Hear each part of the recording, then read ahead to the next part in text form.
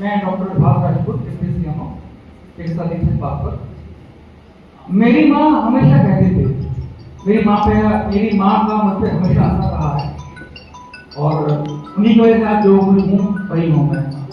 मेरे भारत में मैं सेकंड ईयर में था, मेरी माँ ने मेरे लिए सब कुछ किया है। मेरी माँ हमेशा कहती थी कि बेटा अगर जिंदगी में 3 काम कर लोगे, तो मैं पढ़ता था और आज भी उनकी बातें मुझे ठीक मुझे याद रहती है। अगर जिंदगी में 3 काम कर लोगे, आपको ईश्वर सफलता के सबसे उच्च शिखर पर बैठा देगा। ध्यान सुनना, आप लोग चाहे नोट भी कर लेना। पहला क्या है, मेरे एक ध्येय वाक्य है जो मेरे ऑफिस में, कमरे में, हर जगह, फेसबुक, व्हाट्सएप, कहीं भी करो, वही 2 लाइनें हैं। वो क्या है, if you salute your duty, if you salute your duty, you need not salute to anybody. But if you pollute your duty, you have to salute everybody. अगर आप अपनी ड्यूटी को, अपने कर्म को प्रणाम करते हैं, सम्मान करते हैं, ईमानदारी से अपना काम करते हैं, तो आपको किसी की चरण वंदना करने की आवश्यकता नहीं है, किसी का नतमस्तक होने की आवश्यकता नहीं है। आपकी पहचान कर्म से ही होती है। आप स्टूडेंट हैं, आपका काम पढ़ना है, तो पढ़िए, ईमानदारी से पढ़िए, किसी को दिखाने की मत पढ़िए कि टीचर को दिखाना है, अपने पेरेंट्स को दिखाना है, मम्मी आगे तो वो बोल लिए होंगे, तो तरह नहीं।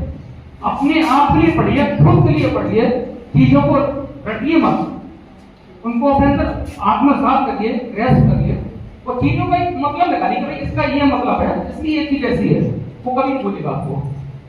तो जो भी अगर काम है, आपका स्टूडेंट है, आपका पढ़ना है, ईमानदारी से पढ़ना, उसको ईमानदारी से दिखाने के लिए नहीं।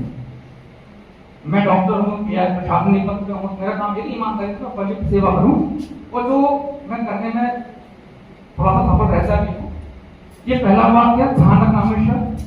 दूसरा क्या है, माता पिता और गुरु का दिल से सम्मान। माता पिता और गुरु का दिल से सम्मान। अपने माता पिता गुरु, ये 3 शख्सियत ऐसी आपकी जिंदगी में होती हैं जो चाहती हैं कि उसका बच्चा उससे आगे निकले। कभी भी माता पिता को दिखाने के लिए उनका दिल से सम्मान करिए।